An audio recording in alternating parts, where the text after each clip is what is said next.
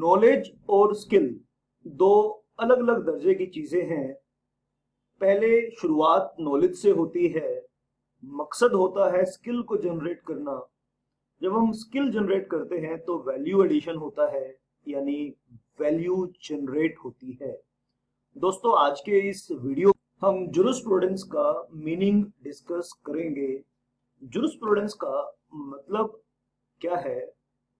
It means knowledge of law and skill to its application. अगर आप किसी knowledge को यूज ही नहीं कर पाएंगे, अप्लाई ही नहीं कर पाएंगे, तो नॉलेज गेन करना आपका मकसद होना चाहिए और फिर उस नॉलेज को यूज कर पाना। बहुत सारे लोगों के पास नॉलेज होती है, लेकिन उस नॉलेज को यूज कैसे करना है प्रैक्टिकल लाइफ में, ये स्किल उनके पास नहीं होती। तो knowledge of law and skill to its application, आज के इस कंसेप्ट को सपोर्ट करने के लिए मैं Ulpian's definition of jurisprudence and Pound की जो डेफिनेशन ऑफ जुरिस्प्रूडेंस का ब्रीफली एनालिसिस भी करूंगा। दोस्तों, जब हम इस वर्ड को देखते हैं जुरिस्प्रूडेंस, पहले इस वर्ड को समझते हैं। ये वर्ड ड्राइव किया गया है जुरिस्प्रूडेंशिया से, और जुरिस्प्रूडेंशिया दो शब्दों से मिलकर बना है, जुरिस एंड प्रूडेंशिया।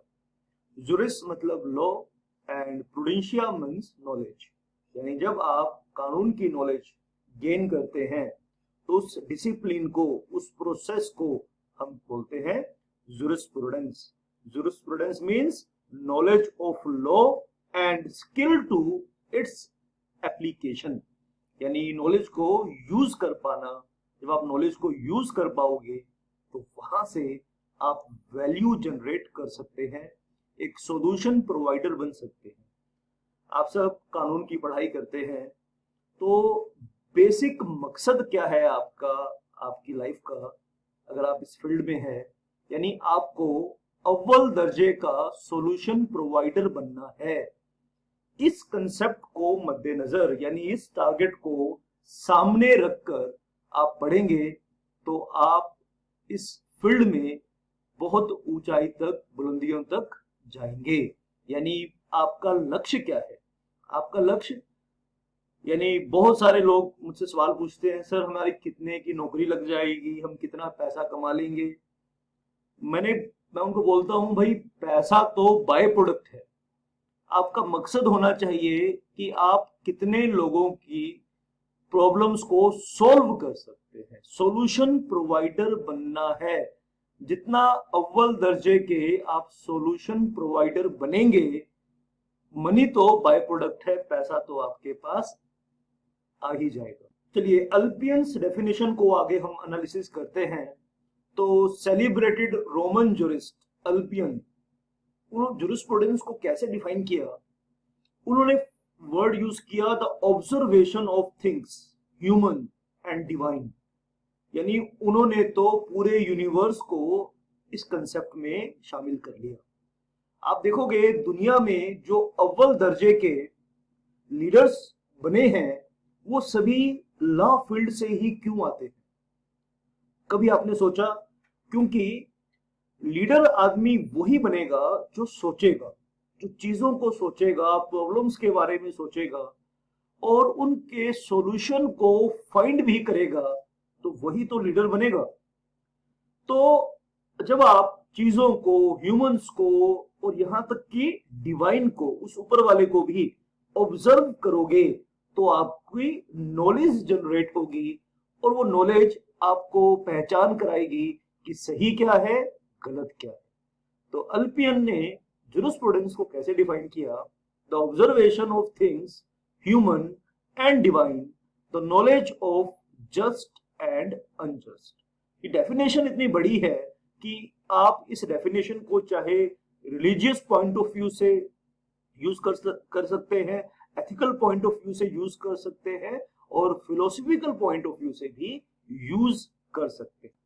जब आप अल्पियन को पोंड के साथ कंपैरिजन करोगे as far as meaning of jurisprudence is concern, तो पोंड की डेफिनेशन आपको ज्यादा रिलेवेंट लगेगी।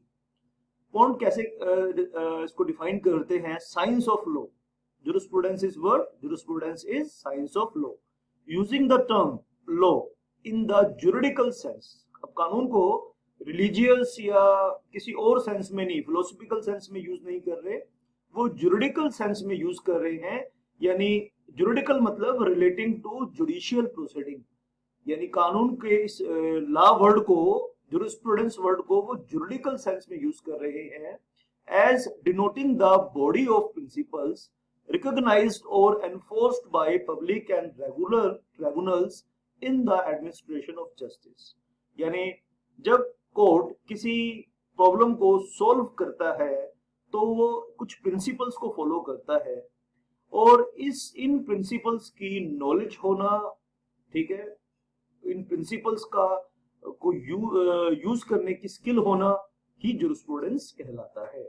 The science of law, using the term law in the juridical sense as denoting the body of principles recognized or enforced by public and regular tribunals. Tribunal here means courts in the administration of justice.